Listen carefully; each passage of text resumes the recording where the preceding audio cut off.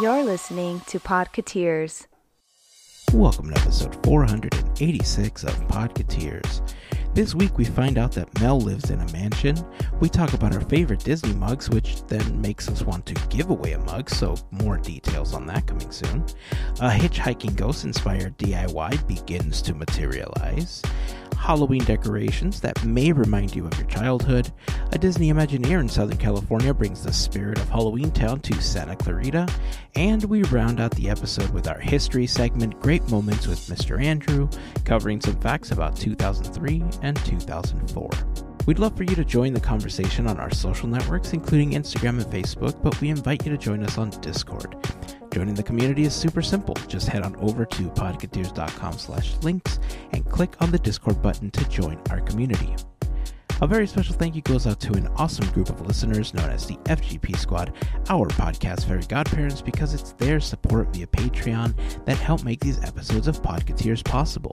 As part of the FGP Squad family, you get some additional perks like exclusive discount codes for Podketeers gear, additional content that we've uploaded to Patreon, a special section of Discord, random giveaways, and more. For more information on how you can become part of the FGP Squad, we invite you to check out podketeers.com/FGP. And as always, a super special thank you goes out to the FGP Squad for their continued support. So that's going to wrap up the intro. If this is your first time hanging out with us, welcome. We hope that you enjoy the episode and that you come back for more. And of course, if you've been hanging with us for a while now, welcome back, friends. Here is episode 486 of Podketeers.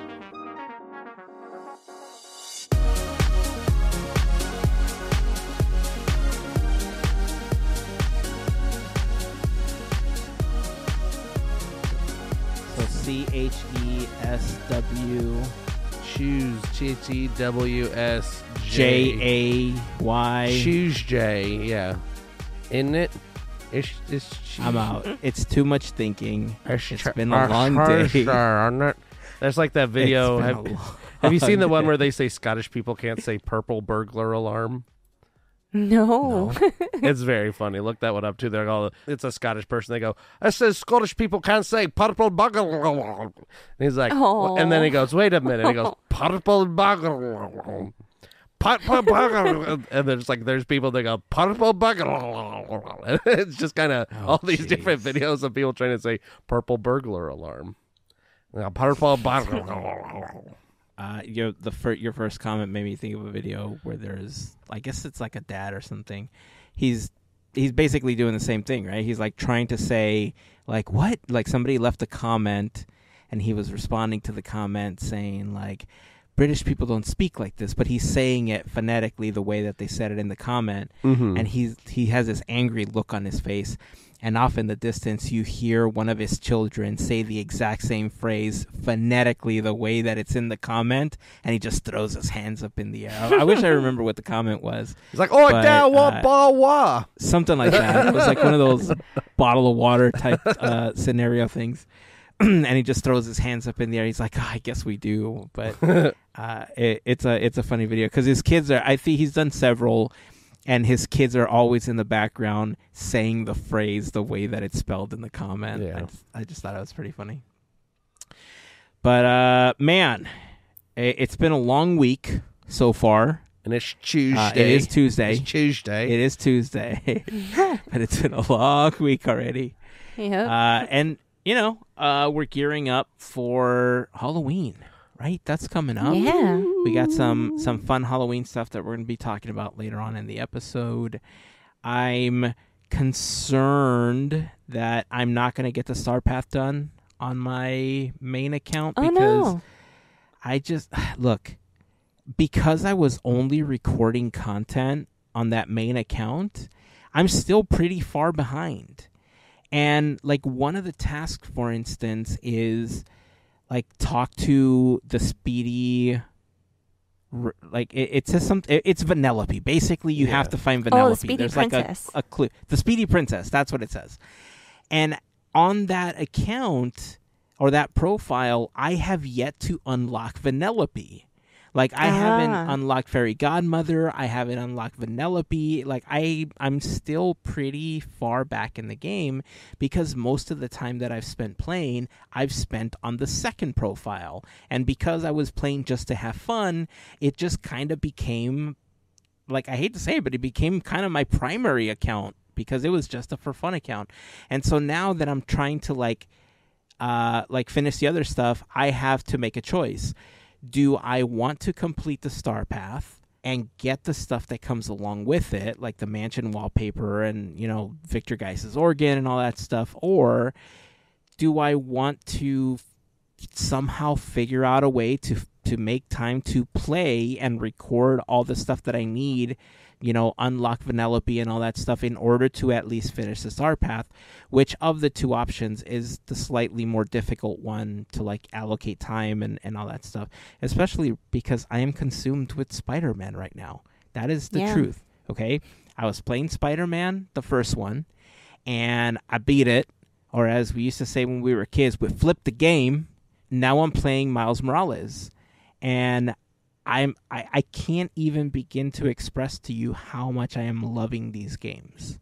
Like, I'm just like hook, line, and sinker. As much as I love Hogwarts Legacy, these games, the Spider-Man games, have just been so fun, especially because it's a Marvel property. Like, I love Marvel stuff, right? Spider-Man 2 comes out very soon, and I figure, like, I want to be able to play Spider-Man 2, so I've been trying to get through these other games in order to get to Spider-Man 2. But Spider-Man 2 coincides with the ending of the Star Path. So you could see my dilemma here. This is totally a first world problem, by the way. I acknowledge fully that my problem of not having enough time to play video games is a me thing. Like, I understand other people don't have to deal with this thing, but I understand that you live in a mansion now, Mel. Yeah. So one, let me tell you, work on that star path because you don't want to miss out on stuff. You could deal with Vanellope later. Don't worry about that. But it requires Vanellope to get through the star path. Well, but here's the thing: if you don't have there's all the Moonstone stuff that you don't have to get to complete the star path. Like, if you want all the stuff. But not like the core who cares about the all the Moonstones? Like, you can just leave that one Vanellope one there and do the other 5, right? That is true. That's true. Yeah, you could. Come on, you could do it. And look, honestly, I could technically put off Spider-Man because it's not like there's a time frame or limit or anything for me to get through the Spider-Man games. Right. I was just trying to get through the first 2 so that I could enjoy Spider-Man 2 when it comes out. So those don't have a time limit. So you're right. The right answer is I should do the star path. But sorry. Again, first world problems. I'm so sorry. I think I'd rather have that problem than a lot of problems that come with bills. So it's not too bad. It's a good problem, if that makes sense. So yeah, don't beat yourself up. I'm just being whiny about it at this point. So yeah, I live in a mansion, and you know what? I bought it for free. So when I say I live in a mansion, we're just still talking about Dreamlight Valley. I did not get the lottery or anything, so let's put that out of the way. Let's not start rumors. But pretty much with the star path, all I did was first focus was the main stuff. I needed the nightmare stuff. And then I'm like, okay, I have over 1,000 moonstones. Let me see if I could just get some more stuff. And then I did the math. The math is basically you're getting 1,500 moonstones plus if you were to get the ones after you've completed all 6 pages. Mm-hmm. And I did the math and I'm like, oh, I don't have to pay for the mansion. This is going to be free. And this is something that I was afraid, or not really afraid. I was ready to give up my wallet, but I was able to get the mansion for free just through hitting those moonstones, getting the rewards through the star path, which is pretty awesome. Okay. Yes. Wait. Yes. So I have a couple of questions here. Yep. Question the first. Did you enable all 6 tiles or just the first 3? All 6. Okay. Yeah. Second, is you getting the mansion for free an example of girl math? Yes. Okay. I was going to say it feels like girl math because it's not free, right? Because you're buying it using your moonstones, but right. in the end, does everybody know what girl math is out there? I'm not going to hear anybody answer. But here's my understanding. Mel, can you explain girl math? I'll be honest.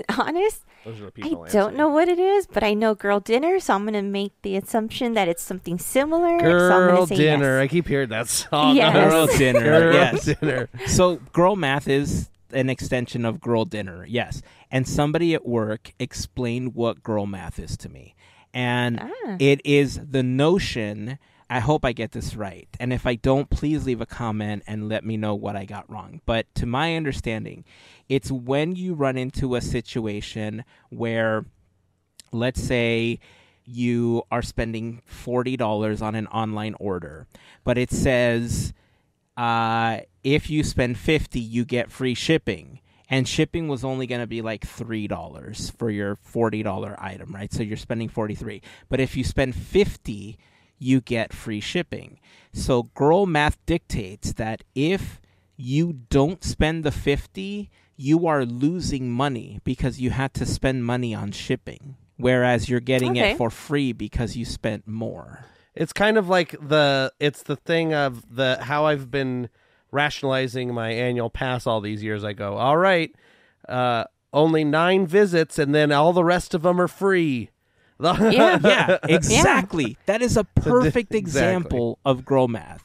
And apparently one of the other examples that I was given is that if you buy something and like that money got taken out of your bank account, but then you go and you get cash for that item, that you just made money. Mm-hmm.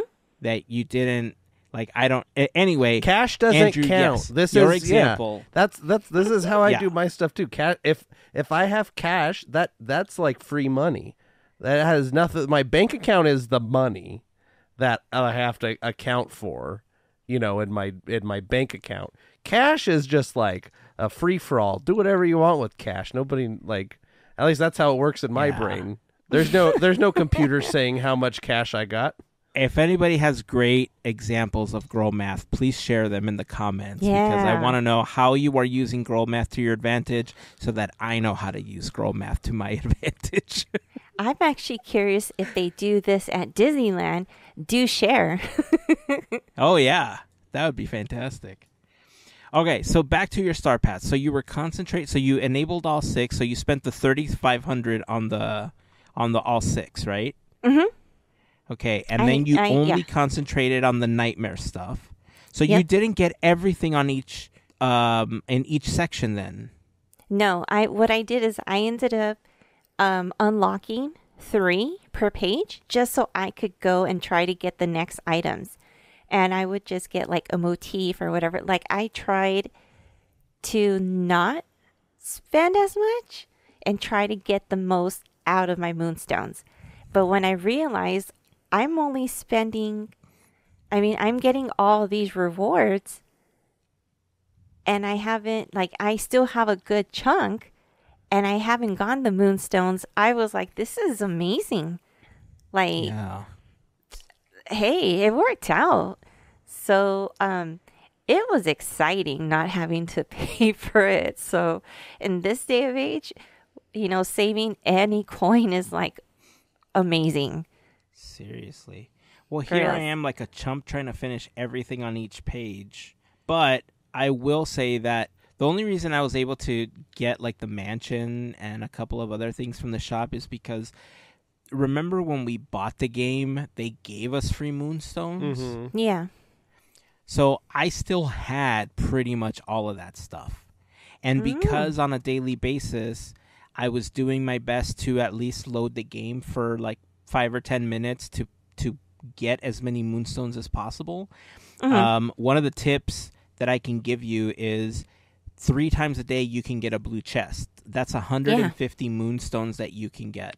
And the way that I do it, is I launch the game and then I launch furniture mode and I zoom out and I go through all of the lands looking to see where the blue chests are. Yeah, it works. It's amazing because then you don't have to run around. You know exactly where you have to like whistle up a wind and then end up, using the fountain. Then you don't have to spend so much time playing, right? You get directly to what you need. So 3 times a day I was trying to take, 5 minutes at a time to get those moonstones, and I banked a bunch of them. And eventually I was able to buy the 2 castles along with the mansions that became available last week, and just a couple of smaller things. Like there's been a lot of stuff that just I don't really care about.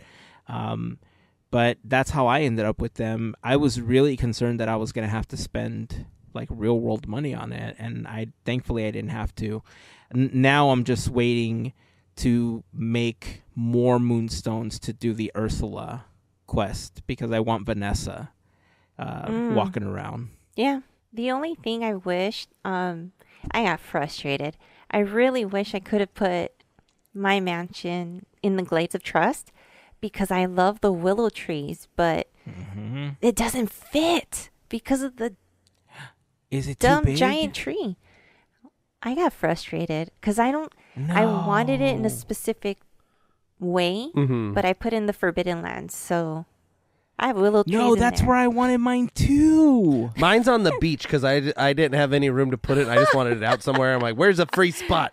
Plop. I just want it. I'll move it later. No. Well, or is it like, Melissa, have you tried to like, because sometimes there's like, all right, here's a stupid plant that's here or whatever, or here's a mushroom you got to pick before you can put anything down. I think that's the most annoying thing. Like I want to put this house down, but there's a mushroom. Just delete the mushroom. I don't care. Right. Just get rid of it. I want to put the house here. Oh, man. Demolish everything. Exactly. Just needs a house erase. Cool. Erase. And one of the frustrating things about the tree and the Glade of Trust is that unlike all the other houses that you can pick up and move to wherever you want them, because it's a tree right in the middle of the land, you can't move it. It's like right? the one that can't be moved. Yeah, and then even worse, because right now I have Wally's house in the Glade of Trust. Like I have it out in the corner, that the little corner that overlooks the beach is basically where I have Wally, and that's where I intended on putting the mansion. But then when I started like looking at it, I realized that I was gonna have to move other stuff around because there's a little pond that you can fish right in front right there that you cannot move. And so I figured, okay, this is going to take more planning. I went and figured out some stuff in the Forgotten Lands because the Dream Snaps challenge was Nightmare Before Christmas related. And so I sent you the picture, right? I'll probably post it on Discord, but I sent a picture of how I like decorated the Forgotten Lands with the Tower of Terror and my evil castle and like the Nightmare Before Christmas stuff. And so now I'm wondering, do I want to keep it or do I want to move everything so that I can make space for the mansion? But when I originally tried to sit the mansion up there, that land is very small and the mansion takes up a huge chunk of real estate in that area. Does it fit? Yeah. But I figured in the Glade of Trust it would fit more. Like, I don't know what your rationale was, Mel, but for me, it was like the bayou. It looks like a bayou to me. Bayou. Yeah. I don't know. I might just end up putting it with the rest of my little theme park I have going on. Just like, okay, Haunted Man. There's New Orleans Square, but whatever. Like, we'll see. But I have to move Donald's boat. I don't know. I have Donald's boat up in the meadow, in the little water that's there in the meadow. Like, it barely fits, but it fits. But another thing, if we're doing gripes on Dreamlight Valley, my biggest gripe with Dreamlight Valley, well, one of the biggest, is when you go to the characters, right? It's like, okay, all your stuff. Here's your gems and whatever. And it says characters. there's no rhyme or reason to the order of which these characters are in the list. They're not like alphabetical order. Yep. They don't seem to be in an order of like importance. They're not in an order of like movie release or anything. It's just like somebody threw up the thing, like all the names, and they landed in the order, and that's how it was. Because like even like it just doesn't make any sense. And I wish there was like a way to toggle them, like a filter. Yeah, like how you toggle like on like when you're shopping, like highest price, lowest price, alphabetical, like relevant. I just want them in alphabetical by property or something, like just something that makes sense, because I can't figure out what order these are in. Yeah, at first I thought it was the order that they were introduced in the game, but Mickey was introduced right after Merlin, and Mickey's like 7 sections down. Yeah, why is Mickey not first? Yeah, yeah, it's so weird. you would think. Yeah. You know what? I think let's think of things in Dreamlight Valley that we would want to fix, or like a wish list of features, and let's make it a segment in an upcoming episode. And this actually, it goes out to anyone that plays out there that's listening. Like, is there anything that you would want in the game? Send us a message, let us know. We'll include it in the episode, and then we'll tag somebody from Gameloft and be like, hey, we'll this email is the it stuff to that you should them. add to the game. 45-degree angles. Oh, don't even get me started on that. Such a frustrating thing. Hey, let's keep with some holiday stuff, but let's talk some merch, because Andrew, you always have a great way of sending me stuff that makes me want to spend the monies. I love when other people spend shop money. Disney's. I love to spend money too. Talk about these pieces of merch that just released that now I'm like, I need this. I want this. So, yeah, the first one I saw, I don't know if it's out yet or if it's coming out soon, but there's a new tiki mug at Trader Sam's. This looks like Ursula's little, stand. I don't know what to call it. It's kind of like Ursula's little thing with the globe on it. Cauldron, maybe. I don't know. Looks pretty cool. Looks like Sam's is going to have a new mug with Ursula. It doesn't say when. It just says, we've traveled all the way back to the Caspian Sea and back for a mug that will leave you speechless. So I'm guessing there's going to be some new specialty drink or something to go with this. I don't know. Looks pretty cool. And then the other one I just saw this evening because, Christmas is always on my mind. But it's October, so that means Christmas decorations are out and Christmas merchandise is out. And so Shop Disney has a replica of the mug. Well, not a replica. It's a mug, a porcelain mug, it looks like, made to look like the mug from the Santa Claus, the hot chocolate mug that he gets. I love this mug. What's her It's name? pretty I cute. can't remember her name. Something. I don't know. It'll come to me. Insert name here. Yeah. Judy. Ken. It's Judy. Oh, It's there we because go, it's the there we same go. name as the lady in the Denny's. The waitress in Denny's is Judy. And then her name's Judy. That's why he thinks he's in a dream. Anyway, so this mug is replica Santa Claus mug. It's available on Shop Disney right now, and it is $29.99. And I'm probably going to end up getting one of these. I think it looks really cool. I'm not the biggest mug collector, but I have some mugs.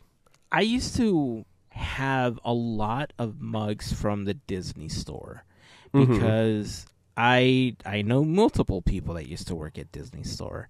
I used to either get them as gifts, or they would let me know when they would go clearance, or they would, buy them with their discount for me. So I had quite the collection of Disney mugs. Unfortunately, we also live in a location with some seismic activity where if you don't have them in a secure location, said Disney mugs will cease to exist. So a lot of my original Disney mugs are gone, but I feel like I have like 3 go-to mugs for stuff. 4 if you count the one that I do my best not to use unless I'm using it for the purpose of like showing it off during a meeting or something. And those mugs are my Haunted Mansion mug, the one that I got from Spirit Halloween. It's like that really big like mug, right? And then the one that I like to use when I have something cold, when I just want like a cool mug for something cold, is the Pirates of the Caribbean anniversary like mug that they had, like the aluminum one that they were selling with the mint juleps and stuff. That one I like to use for cold drinks because it keeps them colder longer. And then when I have like coffee, I alternate between 2. I have a Mandalorian like mug that has like Grogu and Din Djarin's face like all over. It's like a little cartoon. They're like Funko style almost. All over the mug. Like my niece gave me that a couple of years ago for Christmas. And then I have a mug that I've had for a really long time. It says Mickey Mouse coffee. It looks like, you remember how they used to sell the Mickey coffee cans on Main Street? Mm-hmm. Like before it was like fully Starbucks, they had like all the Mickey and Donald branded coffees and stuff like that. It was a replica, the mug was a replica of one of the Mickey Mouse cans of coffee. And so that is kind of like, that's my default mug. Like that's the one that I love the most, and that's the one that I use the most. But I have a variety of Disney mugs, but those are like my go-to and scenarios for when I like to pull each of those mugs out. I mean, you gotta plan for them at least. You do. So I'm laughing because remember when talking about Starbucks, not sponsored, but remember when they had the whole park series of mugs? I think I have like all of them, but they're in boxes because I don't want to touch them. They're so pretty. Yeah. Those are the You Are Here ones, right? With the Disneyland marks? Yeah. Yeah. Same. I'm right there with you with those. I mean, they were pretty cool. I don't know why they didn't continue. They were pretty cool. But I have many different mugs, but the one that's like my go-to for coffee because of how much coffee it could carry is my giant Jack one. I don't know how many ounces, but 64. Probably. Oh, that would be fantastic. It's the size of it's 1 gallon. So I'm comparing our Podketeers mug, right? That's yeah. Okay, so gigantic. the size of your Jack mug, that's a 20 ounce one, or like 22 ounce or something like that. And the reason I know is because it looks like it's the size of my Mandalorian mug, and it's look, it's the size. We're all digging mugs out Of the mansion mug as well. Yeah. I have that okay, one. so the mansion like mug. a whole gallon of we coffee. need to record these so people can all see all our mugs and stuff. The video. Yeah, right? well, we can take pictures. We'll put them on Yes. Discord. I would love to see everybody's favorite Disney mugs. If you have a favorite Disney mug, post it on Discord. If you haven't joined the community, join us. It's super easy to join us. Go to podketeers.com/links, and you'll see the link where you can sign up there. I'll even post the link in one of our Instagram stories to make it a little more accessible. But share your favorite Disney mug with us. I'd love to know. Andrew, where do you stand on the mug situation here? Like, here's the thing. Like, I don't drink coffee, so I don't bust out a mug very often. I do like me some hot cocoa, so I'll bust out a mug for that. But a lot of my mugs are in storage right now or at my mom's house. I have that same Haunted Mansion mug. I do have for our Christmas one year, Secret Santa, I got a it was I'm trying to remember what it looks like exactly. I remember it has the Disneyland D as the handle. And I think it was like a 60th or I don't remember exactly, but it had I remember the Disneyland D as a handle. I remember who I got it from. Been on the show. Clark was my Secret Santa. Nice. Been on the past guest. Clark has been on. I got that blue Disneyland mug. It's really cool. I have a replica of a mug that was on Craig Ferguson's desk. That's not really a Disney mug. I remember I had. I think my first trip to Disneyland, or one of the few trips to Disneyland I went with as a kid, we each got a mug, and I had this really tall mug. It was yellow, and it had Goofy on it, and he looked like he was, it's like needing coffee Goofy. Or no, maybe he wasn't needing coffee. No, that was a mug my dad had. So I had a big, tall, Goofy mug as a kid. I don't know if I have that one still either, but my wife is a big mug collector, so she has Golden Girls mug and all kinds of different mug with mustache, like a mustache handle, and we got all kinds of mugs. So is there a rhyme or reason behind the collection, or is it just whatever she finds interesting? Part of the reason I'm asking is because I'm getting ready to donate a bunch of mugs, like kooky mugs that we've had for stuff. And if there's anything that matches something she would like, I would like to give it to her versus me donating them. Gotcha. I think it kind of started as a couple people bought her mugs, and then I started buying her mugs that I just thought she would like. So there's a lot of them are dogs. They have we're a big dog household, so a lot of them are either the shape of dogs, or there's pictures of dogs, or it says dog person, or something like that. That's a lot of them, and then the rest of them are just kind of whatever tickles her fancy. If she sees something, Harry Potter or Golden Girls or what have you related, mustache. She thinks she likes mustache in general. So yeah, we got all kinds of mugs. Plus Disney, people gift us Disney mugs and stuff too. So a lot of those are in storage until we get more space to have just all the mugs out. Very cool. You mentioned the Harry Potter mug, and it just reminded me that I used to have a Ravenclaw mug that saw its demise one day while being washed. And I'll never forget that mug. That had a sting. In the eyes of Is that your house, Hazen? We've probably talked about it before. You're the blue one? Yes. I'm You're Ravenclaw, yes. I'm the yellow one. Hufflepuff. Yes, the yellow one. I'm not a big Harry Potter person. I just know I took the thing on the internet, and I'm the yellow one. Do you know what your house is, Mel? I'm the same as yours, Ravenclaw. Oh, nice. Yeah. That's my wife, too. Everybody, I'm surrounded by you all, I guess. Well, again, if you have a favorite Disney mug, we'd love to see it. Join us on Discord. Post a picture of your favorite Disney mug. We'll be posting pictures of our mugs there as well. And if you haven't joined us again, check our Instagram stories or go to podketeers.com/links to join the community. Before we continue, I do want to remind you that this episode of Podketeers is brought to you by a fantastic group of listeners known as the FGP Squad, our podcast Fairy Godparents, because it's their support via Patreon that help make these episodes of Podketeers possible. Being a part of the FGP Squad family gets you some additional perks like access to discount codes for new Podketeers gear, random giveaways, access to content that we've uploaded to Patreon, a special section of Discord, and more. If you have any questions or would like more info, you can go to podketeers.com/FGP.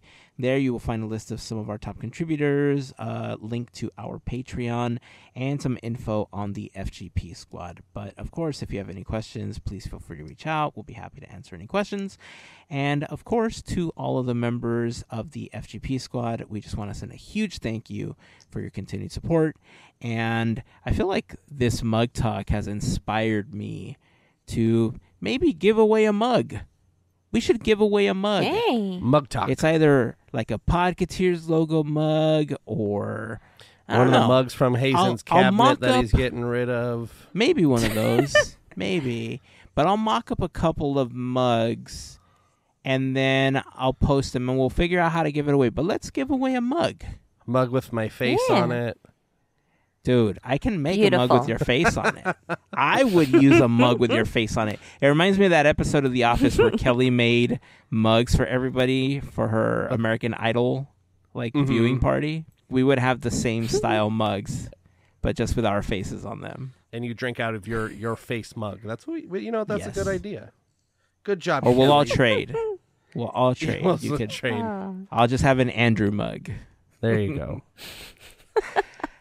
All right. I want to talk about something super cool that came across for us this last week. I mean, I have a couple of questions because I wonder if I can make this happen. But there was an article on the site Boing Boing that was talking about, and this is actually an older article. It's been around for several years, so some of you may already know that this exists. But there was a user by the name of Pink Frankenstein that posted to archive.org a super large recreation of the 1968 Disneyland souvenir map.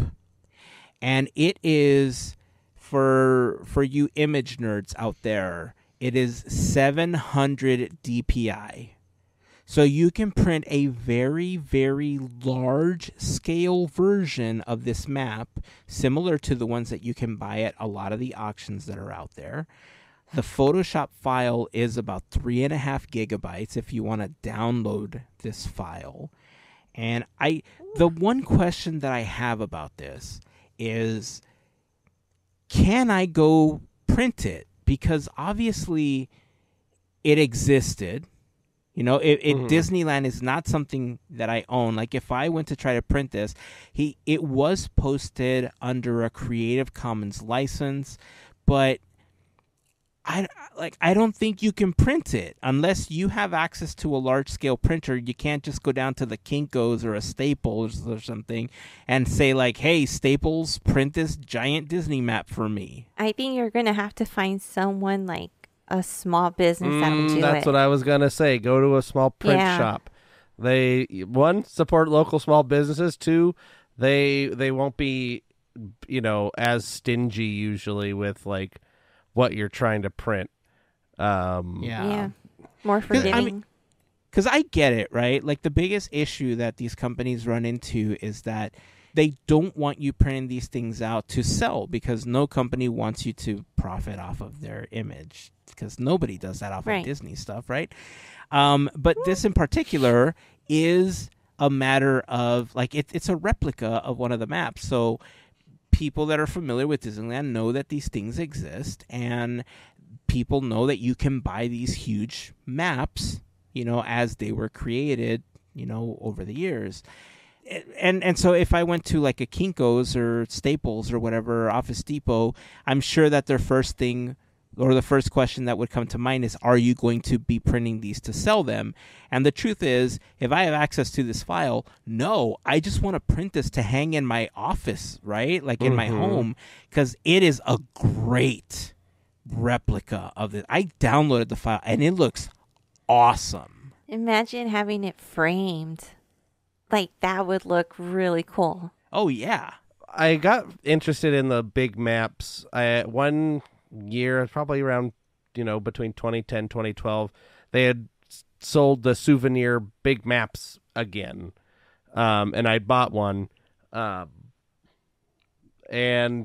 they don't sell them anymore. Like, it's kind of sad that they don't, even if it was like every 5 years they came out with another, like, Disneyland map. I'd even buy a California Adventure map at this point. Like, it's something that I would imagine is relatively inexpensive to create, print wise. Like, they just have to get somebody to create the artwork of, which they already have, artwork for the smaller maps. So it's, I don't know. I think they should sell souvenir maps again with the updated park, with Galaxy's Edge and, yada, yada, yada, whatever. I don't know. Like, I think part of the reason I really like this map is because there's all these time periods in Disney history where there were attractions that, one, I really love today, but also attractions that I never had an opportunity to see in person, right? Like, I've seen pictures, I've seen very grainy videos, but this map has a lot of what I love of Disneyland in it, right? It was the year, like, it's got Haunted Mansion, right? It's got Pirates of the Caribbean. It's got Space Mountain, even though it wasn't open yet. It was just kind of like added to the map at the time. And then it also has Cascade Peak. It has Skull Rock as it existed in Fantasyland. It's got the Living Desert, and it's got like the Mine Train Through Nature's Wonderland stuff. Like so many of the Disneyland attractions and elements that at one point or another like made me fall in love with Disneyland are like they're all represented on this, right? And so this, I think, is one of the best maps that exists when it comes to, and again, I'm being biased because like personally for me it fits all the needs of the attractions that I would want to see, right? But I'm sure that other people that love other elements of the park, and depending on who drew the map and stuff like that, I know that there's some like maps that Sam McKim made that are just cherished by collectors and, you know, by Disney collectors and stuff. But like this, and especially to get the file and be able to print it, you know, myself, I don't know. I like, this is a fantastic opportunity. I don't know how long this file is going to be available. Again, the article is several years old, but I don't think it, like, I don't recall it gaining traction because the original post was made back in like 2019. And so I didn't see it pick up traction until recently. So it's very possible that it's not going to exist, but the file is up on archive.org. But man, I'll put a link to the information over on Discord if anybody's interested in attempting to print their own version of this. But man, this is a gem. Mm-hmm. It is. Yeah, I've only seen this map in books, and you don't even get the whole picture. Like, it's usually split in half. So, Yep, download it. I mean, no seams, no creases. Make some space on your PC or whatever. Yeah. Worst case, I'll just do it like the largest that.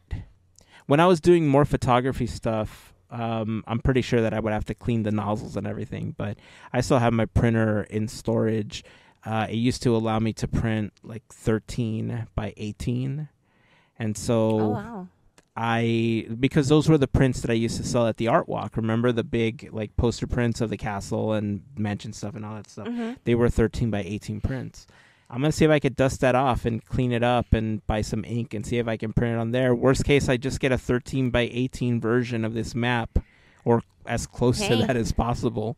And it's better than nothing, right? But man, it just looks so good. Like Andrew said, there's no creases, there's nothing. It is a pristine image of this. The recreation is immaculate. It's so good. Remind me after we're done here, talk to me about, I want to talk to my print shop that I go to all the time for work, and I want to see what they can do, if they'll do it. And maybe I can get I know they can print up to, you know, it's not on the best paper, but up to 36 inches wide by as long as you want. So who knows? Maybe. That is some custom framing right there, my friend. Yep. That is a wall. You know what I attempted to do once, and I don't know if anybody else. I saw this. I got the idea searching for like inspiration on like Pinterest for like photo ideas one day, but a photographer that I followed used a massive printer to do like a giant print of like a city landscape.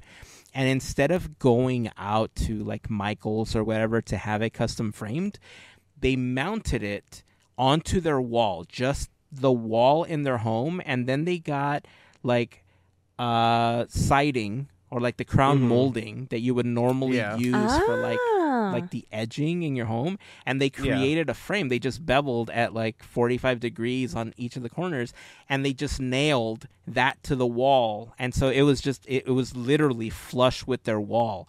it was such a great idea for a massive print like that. And because it was this like huge cityscape that they printed, which was like 90 inches long, I believe. I don't remember how tall it was, probably 36 inches going by what you're saying about these large scale printers. But it was like 90 inches long, and it looks super cool. Yeah. I mean, I know you can get plotters that'll do like, or large scale printers that'll do 48. I mean, you can get as big as you want. Like, it just depends on the printer, but it's all based on what equipment each place has. But yeah, 36, 48 maybe. But yeah, that's a good idea. Just taking some casing or crown molding or whatever, and DIY. just making a frame. It's cheap. It's 1,000 times cheaper probably than getting something framed that big. That probably cost in today's molding, you would need, if you're buying 16-foot sticks of molding, because you need to get 9, so you get 2 of those 16-foot sticks for, maybe depending on your quality and your whatever, probably like $50 in lumber, versus I don't even want to imagine several how much. hundred in frame. Well, I mean, when I had done 36 by what was the size of it? I don't remember, but it was 36 by something. A print of Sleeping Beauty Castle. It was like a custom request, and they wanted it framed. And I remember when I went to have that frame, and mind you, this was like 8 years ago at this point. It was like $240 to have that thing framed, like custom framed. Yep. Yeah, framing's not cheap. You need that 40% off Michael's coupon. Yeah, that would have been frame's nice. always on sale at Michael's, apparently. Yeah. All right, so yeah, I will post the link to where you can get a copy of this image if anybody is interested in getting a copy of this map. It's super cool. If you download it, and even just to save, or maybe I could save a couple of JPEGs that people can just use as their backgrounds or something like that. That way they'll have access to it, because it's so clean. It's just so damn good. All right, let's shift to Halloween stuff, because man, somebody made me jealous of their Halloween decorations, and once you hear about it, especially if you're a Nightmare fan, you might be too. But before we get to that, Andrew, in your adventures through Spirit Halloween, have you come across the haunted or the hitchhiking ghost masks that they are selling? I knew these existed, but I haven't personally been able to see them in person. I've seen almost everything else that they have, mansion wise at Spirit Halloween. This is one of the few things that I've not been able to get my, to see physically.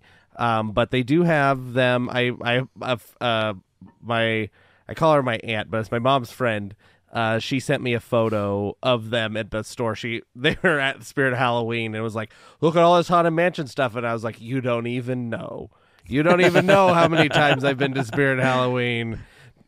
But that's I was like, awesome. thank you. But now I know that this one store closer to my mom's house has those masks. At least this was a couple weeks ago, or a week ago maybe. So yeah, I haven't been able to see them in person, but I kind of want to get them. They're like $15 each, I think, though. Yeah. Not bad. Yeah. So the only issue that I have with them is that they're a lot more on the cartoony side. They are definitely not like the hitchhiking ghosts that you're used to seeing at the end of the attraction. These are very exaggerated, very animated, versions of the mask. However, Mel, this is where you come in. Because I would love to purchase these masks, and I would love your help in creating an inverted cask or whatever I need to make the portraits that look like they're following me, so it looks like the hitchhiking ghost faces are following me as I walk across my office. I like that. That actually should be fairly easy, depending on, I think it's mostly just mounting it in a box where it's lit, because you just need to have that inverted. I guess you'd have to paint the backside, the interior side of it. But yeah, that, that's a good idea. Never thought of that. just like a shadow box or something. Because I figured, because I would want to use the mask, right? So the idea was, I know very little about making molds and stuff like that, but I figured that if it was placed into a mold with some weight, it would essentially leave the indent, and when we pulled it out, that would be what got mounted, like in the shadow box or something, so that it looked like it was, you know what I mean? Like, I don't know, maybe I'm overthinking it. I don't craft like this. That's why, Mel, you were the first one that came to mind. Like, I figured you might come up with like a great solution for it, but that feels like it's one of my goals now, to get those and to mount those. That's not a bad idea. That's because, I mean, realistically, now I'm getting into my, set building and stuff brain right now, but you wouldn't even need to make a mold. You could just take that mask and you'd have to, get something around the edges of the mask part, the cutout, but you could just show the back of the mask and then light the other side of it without even having to make a mold. You'd probably just have to paint the inside of the mask to make it look like whatever you want, but that plastic is already there and it should be, it all depends on how the light takes it too and if it's going to glow, but you have to build a little shadow box thing. I think you got a great idea on your hands here, Hazen. So I'm going to piggyback off of what Andrew's saying. You may have to spray paint it so that it's uniform, and that's how you're going to get your light to bounce off of it.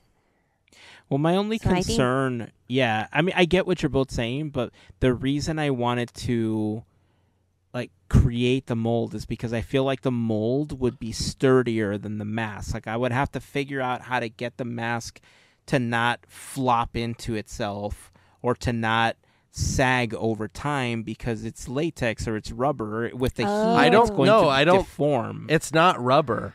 They're plastic. They're vacuum form masks. No, they're like vacuum then this form plastic. You're good. Spray paint. I'm 90% sure they're just like a vacuum form plastic. Then you're right. I can just mount those in a shadow box. Yep. Okay. You're welcome. It's DIY time. I will verify when I get to see them in person. Okay. Let me know before I order them because they're available on the website. They are. If you can verify materials plastic on the there you go. On the website. Yeah, but plastic comes in all forms and shapes, so yes, but it does look I'm 90% sure they're like hardish plastic, but I will go to Spirit Halloween and I will tell you. Material plastic, UV reactive, that's fun. Ooh. Officially licensed. So it'll glow? Yeah. If it's UV reactive, yes. It probably has like a layer. Yeah.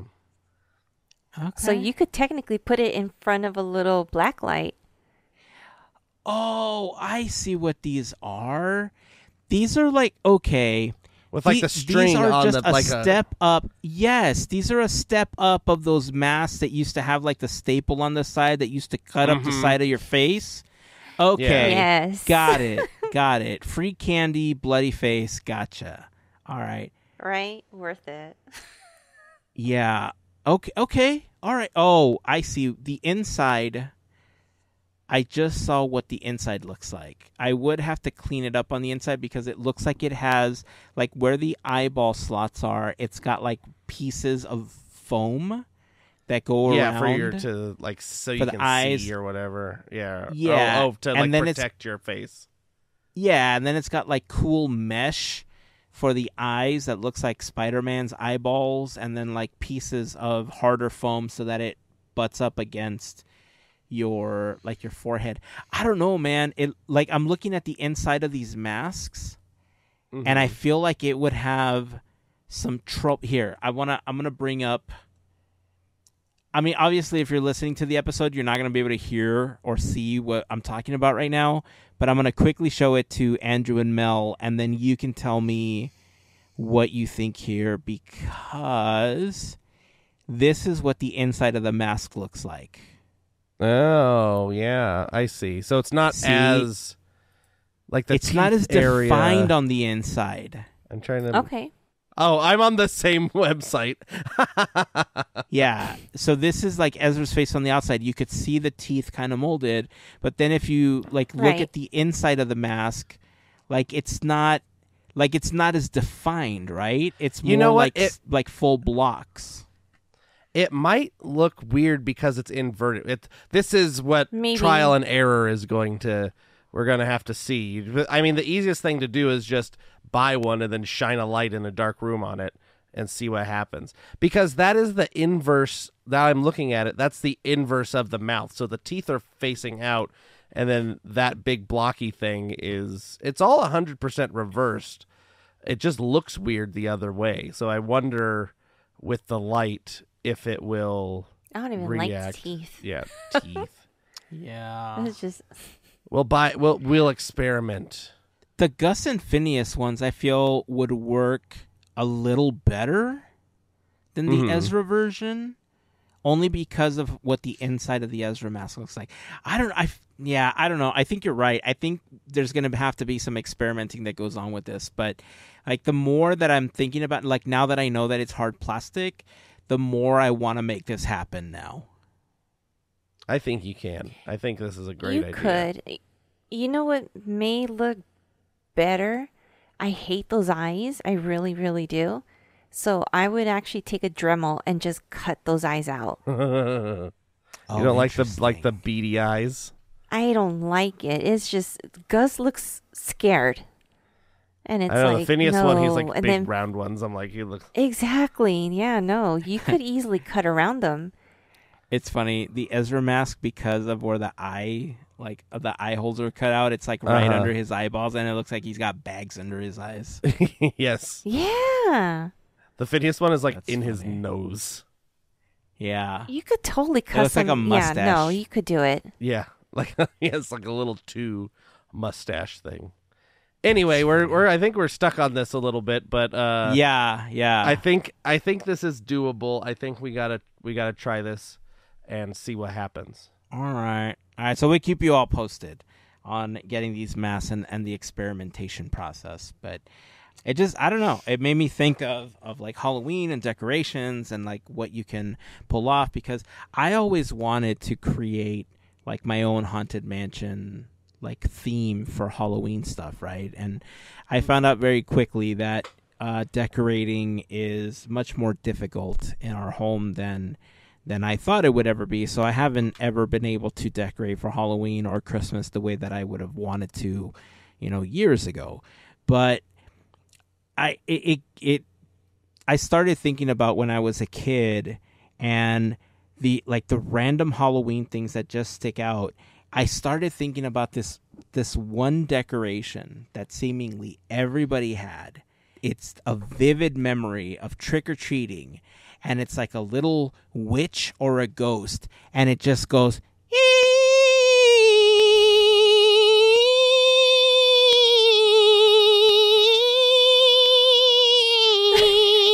I'm laughing because my parents had one. Right? Like, it feels like everybody had this decoration. That was like the noise, the sound, the official sound. That's the sound of Halloween. That was the sound of trick-or-treating. Yeah, exactly. Yeah. So, keeping that in mind, is there a decoration or is there something that kind of like reminds you of like childhood trick-or-treating or like your childhood Halloweens or anything? Dude, there is one. I don't see it anymore. I see them like larger, but there was these like skeletons that you would hang, and they were rubber. They weren't plastic. They weren't hard or anything. They were rubber. And I remember them like just we had about maybe 3 or 4. So I knew if you took them out, it was time for Halloween. Oh, nice. And we would always put them like hanging and stuff. But they were so cool because they were literally the size of a Barbie doll. So for me as a kid, it was like, this is so cool because it was close to a doll. You didn't have dolls like that. There's no. And if you know, like I like weird, I mean, that was like the perfect thing. So to me, it was like, little things like that. It was like, that was it. Give me spider webs and let's put that all over and just hang those. And that was like the most fun I remember having, like decorating and making it as spooky as possible. Yeah, you said nice. the spider webs, and that's a lot of the people that like where I went trick or treating as a kid. Like that was the big thing. Everybody was like spider webs on the bushes, but just the cotton or whatever that they use that you buy at the Halloween store and stretch it. And it's just like it doesn't really look like spider webs, but that's the idea anyway. Well, a lot of my family has been big into decorating for Halloween and Christmas, so I got into it for a while for Halloween. I'm huge into decorating for Christmas, but Halloween I haven't done so much of. I'm getting a little back into it, but my uncle would do like he had like built gates, and he had like an endless tunnel, and he had like an opening and closing like coffin, like the Haunted Mansion, and that's so cool. Witches and all this stuff, and then my aunts they had bought a kit, and I built it for them. It was a talking skeleton. So you'd buy the skull and the kit from a person, and the skull it's like the one on Pirates of the Caribbean, the talking skull above the drop. But they went and bought, and it's an actual like, replica full scale skull. But they had to go extra, and so they went and bought the rest of the skeleton. They bought a whole nother skeleton, a like anatomy skeleton for a classroom. So it's like from the doctor's office or whatever, where the skeleton on the little like a cart real or whatever. Wait, was it like a real like donated to science body, or like a replica you can buy from like a learning? Exactly, it's like what they put in in a doctor's office, or like a okay. I was like, yeah. Man, that's talk cool. about wanting to replicate they use real skulls in Pirates of the Caribbean myth, right? No, but so that I should probably record something new for them. But their skull has original Andrew dialogue that it talks to the people. I recorded it probably 10 years ago now. But it's, pirate. I can't remember if it's pirate or whatever, but yeah, my family's always been big into decorating. I remember they used to have this ghost that when you brought up the ghost that made the ooh sound, reminded me of, they had this ghost, and it reminded me more like of Casper or something, but it was like a plastic molded ghost like head, and then like two hands, like plastic molded ghost hands, and then there was like a sheer fabric across the three. Yes. And then it was on strings, and it would go up and down and just go boo, boo, boo, and it would giggle, go hee hee hee hee hee hee, and it would just like, and I remember they put it right over the like walkway up to their porch, so everybody just like fall on their head basically, like as you passed underneath it. So yeah, that one I always think about Halloween, that boo ghost that on the strings, and then you can't forget a good fog machine. Oh yeah. Oh yeah. Yeah. Fog machines are smell. Quintessential. Yeah. Well, the reason that this came up is because there were a couple of posts on Discord that, I don't know, man, they're just super cool and they're inspiring. But the first post isn't as much decorating your house, but it kind of is decorating your house, right? It was a post by our pal Brian, member, FGP Squad member. He posted this video of a company out in Orange County that I think we've talked about them before, but the account is curb_painting_2020. Their service is that they go around to houses and they will remove the number on the side of the curb for you, and then they would repaint it with a theme that you want. Usually there's like an American flag, or like they've gotten really creative with Disney stuff recently, or they'll do like sunsets, for California and stuff like that. I remember at one point watching or like looking at one of them that looked, I believe it looked like a license plate. The point is that they do a fantastic job with these like paintings, right? The one that Brian posted was of the Hatbox Ghost. Like, I freaked out when I saw this, because if I ever snazzed up my house, like, I would want like a Haunted Mansion themed, Hatbox Ghost on there. So one, Brian, thank you for sharing that post. It was super cool. And shout out to curb_painting_2020 on Instagram, because they do an amazing job. We're not sponsored by them or anything, but check out their Instagram account and you'll see some of the things that they've been able to do. I'm telling you, the work is amazing. Yeah, it looked really cool. Now, the other post that I wanted to bring up was a post also by an FGP Squad member. Our friend Heather posted on Instagram about this house in Santa Clarita that is owned by a Disney Imagineer. It looks like he's been working for Imagineering for around 15 years at this point, but he decorates his house with a Nightmare Before Christmas theme. Now, I know what you're thinking. Well, a lot of people do themes, right? A lot of people do like Nightmare Before Christmas stuff and everything. But listen, it includes like a 10-foot tall Jack Skellington that he built like back in 2005. There's a giant fountain, the Halloween Town fountain with like the green water coming out of it. Like, you got that. You got a big spiral hill behind all of it with the moon. You got a giant zero. You got the pillars that are entering Halloween Town. On top of the fact that, yeah, he's got like, pumpkins and he's got lights and stuff like that. But he's got shock, lock, and barrel coming out of like a well-looking thing. The elements that he built and created for his yard are so good. They are... I want to post these pictures. I'm going to post them on Discord. I know that Heather posted there was like an Instagram short that she sent them to, but I did a little more digging and I found some additional photos that were posted in the Signal, the Santa Clarita Valley newspaper.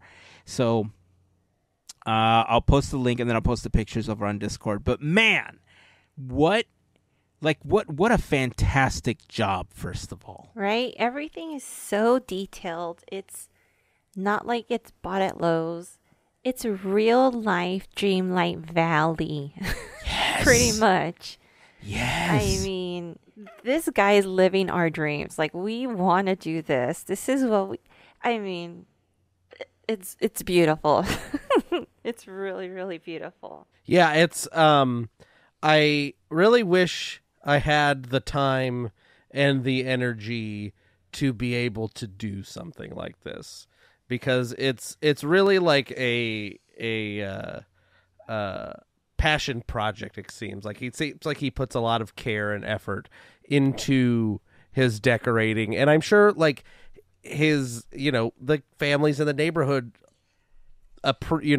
it brightens their, I would hope at least the people in his neighborhood look forward to, okay, Nightmare Before Christmas houses, when's he gonna put his decorations up? Oh, I hope I wonder if he's gonna have anything new this year, because that's when if I had lived next to any big decorations, I'd remember like, oh, that's the house, they had that thing last year, I wonder what are they gonna do something different. And I know people have talked about that with like my house when I do Christmas, because I do Christmas pretty big.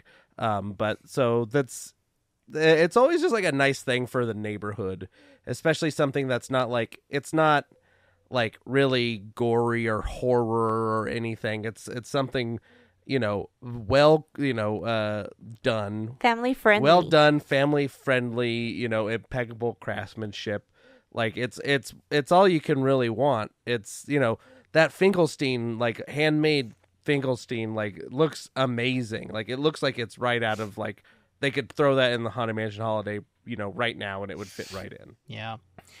I mean, I love everything, but I have to admit that if there was any piece in his entire setup that I would want, it's the fountain. And it's huge. It is. Like, if I could have that in my backyard, like, I feel like no matter what time of year it would just fit. Yeah, that would be really, really cool. Yeah. And then, put, a little bit of a foundation so it kind of pops a little bit more. And then add some lights on the bottom. Ooh. Get some lights, get some UV reactive liquid so it, glows when it pumps through. Yeah. I mean, it does pump through now. The way that he has it set up, it's a infinite fountain, right? It's just an but is stream. it like UV liquid? Because you can get liquid that glows. I believe so. With a black I believe light. it's I'll have glowing. to look at it closer. Yeah. Well, So, then he's doing man. it, and then there's nothing else to do. Lasers. How about some lasers? Put some lasers on. I don't know. There's nothing else to do. I mean, he doesn't have an Oogie Boogie yet. There you go. We need Oogie Boogie. He doesn't have he's missing some there's Halloween Town's missing. full of I thought there was a Sally. Was there not a Sally? I don't remember There seeing a has to Sally be. in there. You cannot have she has to be included. At least. But yeah, there are some key characters, like the mayor of Halloween Town isn't there. Like, if he could build the car, oh man, Oh, that'd be bananas. so good.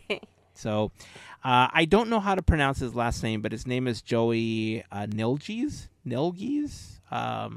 But yeah, he is the Imagineer that does this to his home and just brings happiness to his neighborhood.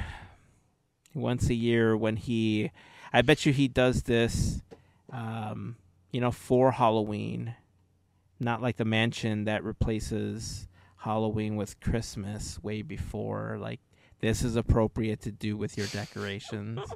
Just saying, not that I'm trying to start beef or anything, but just saying, if it's Halloween, keep it Halloween until after Halloween, then do Christmas, but whatever. It's not a beef we're gonna start up again. So anywho, I'll post these photos and the link over on Discord if you're interested in checking it out. I would love to see this in person. This is definitely something that is on the list of things that I would like to see in person one day. But you can. You just have to get in the car. I know, but I also have to figure out where he lives. I have to research and find out where he lives because the articles that I found don't have his address. I'm sure they're not going to be like, hey, let's, I'm sure it's out there, but I'm not going to be like, hey, this is his address. I'm not going to 2201 Smith Street, Valencia. I don't know. I just made that up. Anyway, if there is, I want to circle back, but if there's a decoration for Halloween from your childhood that just screams Halloween or reminds you of trick-or-treating, share it in the comment section of this post. Leave a comment on Discord. We'd love to hear what screams Halloween to you. What reminds you of the trick-or-treating and all that stuff. It'd be interesting. Because I'm telling you that it's it's burned in my head like you would not believe. So, all right, that... it looks like it's about time that we start wrapping up the episode, and the way that we've been doing that is we have been celebrating the 100 years of wonder of the Disney Company with our own little tribute segment where we tell you some Disney history, some important moments in the 100 years of the Disney Company, in a little segment that we like to call Great Moments with Mr. Andrew, with the great and the wonderful Mr. Andrew. Hi-ho, Kermit and Lincoln. I don't know. I can't do a Kermit. I don't know what I'm doing here. Whatever. 407 years ago, our fathers brought forth on this continent a new nation, conceived in liberty and dedicated to the proposition that all men are created equal. You just have that memorized? Good I job. do. I had to memorize it in the 7th grade for a project, and I just stayed know in the there. whole damn thing. Yeah. Talk about things that just are randomly there. All right. Well, now we know Hazen can be Kermit Lincoln. But anyway, the years this week are 2003 and 2004. So we'll start with video games in 2003. The releases are Disney Sports Snowboarding, Piglet's Big Game, Treasure Planet, Disney Sports Motocross, Disney Princess, Finding Nemo, Nemo's Underwater World of Fun, also just Finding Nemo the Game, Toontown Online, Wiggle Party, Disney's Extreme Skate Adventure, Disney Princess Magical Dress Up, The Lion King 1.5, Lizzie McGuire On the Go, and Brother Bear. For theme parks in 2003, on January 12th, a groundbreaking ceremony is held for the construction of Hong Kong Disneyland. On January 16th, the greatest musical ever created, Disney's Aladdin Musical Spectacular, has its first public performance at California Adventure. On January 25th, the Cinderella-bration show opens at Tokyo Disney Resort. On February 1st, the Diamond Horseshoe Revue show closes at Walt Disney World. On February 18th, Believe There's Magic in the Stars fireworks show debuts at Disneyland. On March 30th, the first Walt Disney World Marathon is held through Disney MGM Studios, Disney's Boardwalk Resort, and Epcot.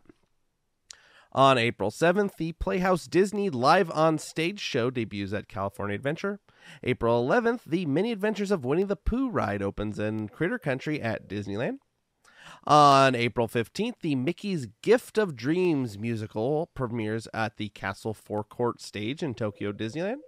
On May 22nd, the film Reflections of China debuts in the China Pavilion in Epcot. On October 8th, Mickey's Filler Magic opens in Fantasyland in the Magic Kingdom. Also this day, the fireworks show Wishes, a magical gathering of Disney Dreams, premieres at the Magic Kingdom. On October 9th, the Mission Space opens at Epcot. The attraction cost $150 million to build. On October 26th, the American Space Experience exhibit closes at Disneyland. On November 18th, 75 plaster Mickey Mouse statues go on display in Walt Disney World. The art show is titled Inspirations, like ears in there, inspirations, but with ear. The statues were created by celebrity artists to honor the 75th anniversary of the film debut of Mickey Mouse. These statues would later go on to tour America and to be auctioned off for charity in Sotheby's in New York. Other notable events of 2003. The U.S. Supreme Court rules 7-2, upholding the passage of the 1998 Copyright Terms Extension Act. The act extends copyright protection from 70 to 95 years. This extends protections of Mickey Mouse and other Disney characters from ending in 1998 all the way now to 2023. The National Association of Broadcasters holds a luncheon honoring the Disney franchise. Company chairman Michael Eisner announces Disney will be testing a new video-on-demand service called MovieBeam later in the year. A television set-top box will download new film releases over regular television broadcast signal to local storage devices for later playback. Disney makes an agreement to sell the Anaheim Angels baseball team to Art Moreno, for $185 million. On September 29th, Disney subsidiary Buena Vista Datacasting introduces the video-on-demand service MovieBeam in 3 cities in the U.S., Spokane, Washington, Jacksonville, Florida, and Salt Lake City, Utah. The service lets users store films for up to 24 hours on television set-top boxes. The rental of the device costs $6.99 per month, with film costs of $1.99 to $3.99 per title. On November 20th, John Bryson tells Roy Disney that Roy would not be renominated to the board of directors. So on November 30th, Roy resigns from the board of directors, including his position as chairman of feature animation and vice chairman of the board of directors. On December 1st, following Roy's lead, Stanley Gold issues a letter of resignation from the Disney Board of Directors. The two call for the removal of Michael Eisner as chairman and CEO and start a campaign to oust him. On December 15th, Mary Poppins the Musical opens in London, England. On December 15th, Comcast begins making discreet discussions with Disney board member George Mitchell about merging the two companies. Mitchell agrees that this makes a lot of sense. Disney Legends class of 2003. The inductees are Neil Beckett, Tootie Camarata. I'm sorry, I probably screwed that up. Edna Francis Disney, Lillian Disney, Orlando Ferrante, Richard Fleischer, Floyd Gottfredson, Buddy Hackett, Harrison Buzz Price, Al Taliaferro, and Eileen Woods. The birthdays, again, help from my wife on this one. Birthdays for 2003. February 20th, Olivia Rodrigo. June 16th, Anna Cathcart. July 1st, Storm Reed. September 3rd, Jack Dylan Grazer. And October 24th, Hudson Yang. Notable deaths of 2003, June 30th, Buddy Hackett, July 6th, Buddy Ebsen, July 27th, Bob Hope, and September 11th, John Ritter. That brings us to 2004. For the video game releases in 2004 are Disney Princess Enchanted Learning for Leapster, The Lion King Operation Pride Lands, The Lion King Simba's Big Adventure, Aladdin for Game Boy Advance, Home on the Range, The Little Mermaid, Ariel's Majestic Journey, Seen It Disney Edition DVD game, Finding Nemo The Continuing Adventures, Kim Possible 2, Draken's Demise, Lilo and Stitch 2, Hamster Evil's Havoc, Disney Princess Jewelry Box Collection, which features Princess Fashion Boutique, Magical Dress Up, and Ariel's Story Studio, The Incredibles, Disney Move for PlayStation 2, and Kingdom Hearts Chain of Memories. For theme parks in 2004, on January 1st, the Rose Parade takes place in Pasadena. It includes a 100-foot-tall Twilight Zone Tower of Terror float. On January 9th, Disneyland welcomes its 500 millionth guest. On February 23rd at the Fantasyland Theater in Disneyland, the show An Enchanting Musical opens. On April 15th, Buzz Lightyear Astro Blasters opens in Tokyo Disneyland. On May 4th, the Twilight Zone Tower of Terror opens at Disney's California Adventure. On May 27th, Disney's Saratoga Springs Resort and Spa opens in Walt Disney World. In October, a full-length 21-foot-wide pool is completed on Main Street in Disneyland. Also in October, Disney auctions a personalized Haunted Mansion tombstone on eBay for $37,400. The tombstone for winner Carrie J. Sharp is placed inside the attraction at Disneyland near the trio of the ghostly musicians. On November 16th, Turtle Talk with Crush opens at Epcot, and Stitch's Great Escape opens in the Magic Kingdom. Other notable events of 2004. Disney announces it is shutting down its Orlando, Florida animation unit. Microsoft and Disney announce an agreement to cooperate in developing secure digital media content and delivery systems. Microsoft grants Disney a non-exclusive license to its Windows Media digital rights management software. Apple Computer reaches an agreement with Disney's Buena Vista Music Group for Apple's Internet iTunes Music Store to carry soundtrack music titles of many Disney films. Disney announces the Disney Dream Desk PC computer. It features a 2.6 gigahertz processor, Windows XP operating system, CD, DVD rewritable drive, mouse, keyboard, digital pen, optional 14.1-inch LCD monitor with mouse ears, which would cost an additional $299, and optical printer, additional cost $599. Donald Duck receives a star on Hollywood's Walk of Fame. And Disney announces that it will support the Blu-ray disc format for video releases in North America and Japan when the discs become available. This is in the right in the area of the Blu-ray versus HD DVD, if anybody remembers that. And now I'd like to tell you a little tale on the beginning of the end of Michael Eisner. On January 15th, Disney board member George Mitchell encourages Comcast to make a letter bid for Disney. Also around that time, Pixar CEO Steve Jobs announces that Pixar Animation Studios will end its relationship with the Walt Disney Company and seek a distribution deal with another film studio following the release of the next two films. Starting in February, the Comcast Board of Directors discusses a formal bid for the Walt Disney Company, and analysis of assets suggests a bid in the mid-$20 per share. Comcast Chairman Brian Roberts privately asks Disney Chairman Michael Eisner to begin a merger negotiation. Eisner refuses, saying he is not interested in a buyout at any price. That didn't sit too well with Brian Roberts, so on February 11th, Comcast launched a hostile takeover bid for Disney, publicly releasing a letter to Michael Eisner outlining the proposed financial terms. If approved, Comcast would issue 78 cents of Comcast share for each Disney share for a total value of $54 billion, plus assume Disney's debt of about $12 billion. Disney shareholders would own then about 42% of the combined company, which would be worth $125 billion. Disney releases a response to Comcast's takeover bid, saying they will evaluate the proposal. With that announcement, Disney shares rise 16% and Comcast shares drop 12%, dropping the proposed value of the deal to $48 billion. Many people were opposed to the Comcast deal and Eisner in general. Institutional Shareholder Services issues a statement criticizing Michael Eisner's leadership and recommending Disney shareholders withhold their vote for Eisner at the upcoming shareholders meeting. Walt's daughter, Diane Disney Miller, sends a letter to the Disney Board of Directors expressing her opposition to the Comcast deal. Miller also notes Michael Eisner's unwillingness to identify a successor, suggesting that he be replaced with when his contract ends in 2006.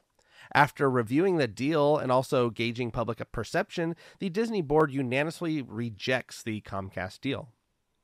After the deal was turned down, the sights were set on Eisner. The shareholder advisory service, Glass, Lewis & Company, hears presentations from Roy Disney, Stanley Gold, Michael Eisner, and many others.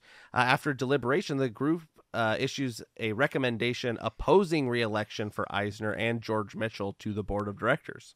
On the evening before the annual shareholders meeting, Michael Eisner, Bob Iger, and the Disney Board of Directors meet. Eisner offers to resign, but the board opposes this. Eisner agrees to cede the title of chairman to George Mitchell.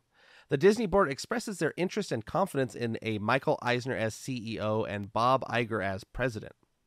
A few months later, in June, at a meeting of Disney Board of Directors, Michael Eisner tells the board he has chosen Bob Iger as his successor. And on September 10th, the Walt Disney Company officially announces that Michael Eisner will retire as CEO on September 30th, 2006. And on September 20th, the Disney Board of Directors meets over 3 days. They discuss CEO succession and decide to hire a professional search firm to aid the search for Michael Eisner's replacement. There will be more to come for this story, but that's it for Eisner in 2004. The Disney Legends class of 2004 inductees are Bill Anderson, Tim Conway, Rolly Crump, Alice Davis, Karen Dottris, Matthew Garber, Leonard H. Goldenson, Bob Gurr, Ralph Kent, Erwin Kotzel, and Mel Shaw. Birthdays for 2004, January 7th, Sophia Wiley. February 19th, Millie Bobby Brown. May 22nd, Peyton Elizabeth Lee. July 15th, Hayden Rollins. October 3rd, Noah Schnapp. And December 12th, Sky Katz. And notable deaths of 2004, February 5th, John Hench.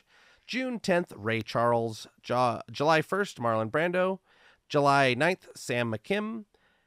September 8th, Frank Thomas. October 5th, Rodney Dangerfield. October 10th, Christopher Reeve. And December 28th, Jerry Orbach.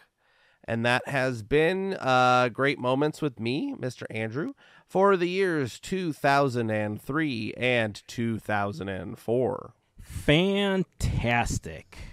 Man, we are rapidly approaching the end of Great Moments with Mr. Andrew, aren't we? We got like 19 of these suckers left, or 20 of these suckers left, or something. Wow. All right, well. Oh, that's too many. Like 10. Yeah. We got like 10 left. Yeah. 10 left. Whoa. Yeah. Well, I know that I've enjoyed them. There's been multiple things that I've had an opportunity to learn through Great Moments with Mr. Andrew, so I'm excited. We'll have to come up with a replacement segment once we're done with this. But or maybe we'll take a break. This is a lot of work. It is a lot of work. Yeah, it is a lot of work. It is. All right, that's it. That's going to wrap it up for this week. Again, if there's any Halloween decorations or anything that really reminds you of your childhood Halloweens or trick-or-treating, make sure to join us on Discord or leave a comment on this post. If you have a favorite Disney mug, we'd love to see it. Post it, tag us, leave a comment on Discord. And you can join the conversation there again. Podketeers.com/links is where you will find an invite to join us over on Discord. You will also find a link to our latest episode, the Disneyland playlist, a link to our YouTube channel, and a link to Larry's YouTube channel, Goofy Guys Adventures. If you're not following Larry, make sure that you are. Turn on notifications over on Instagram because he does stream from the parks 2 to 3 times a week. So if you want to check out the streams, make sure that you have those notifications enabled. So that's it. That is going to wrap it up for this week. Until next time, keep dreaming, keep moving forward, and always remember to pass on the magic. Have a fantastic week, everyone. Bye. See ya.